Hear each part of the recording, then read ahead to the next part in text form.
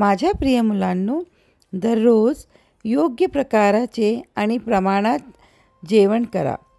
वेळोवेळी बाहेर जाणं जेवायला ठीक आहे, पण त्याची सतत सवय करून घेऊ नका. प्रत्येक गटातल्या लोकांसाठी व्यायाम आवश्यक आहे. 1 तास आधी उठण्याचा प्रयत्न करा.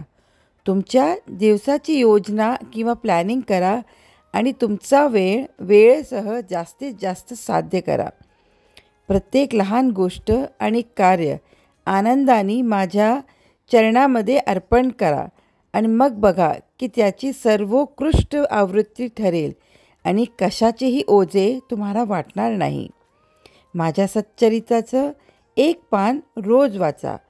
माझं खूप आशीर्वाद आणि प्रेम तुमच्यावर आहे. आनंदी राहा आणि खूप हसत राहा. माझे आशीर्वाद सतत तुमच्या पाठीशी आहेत.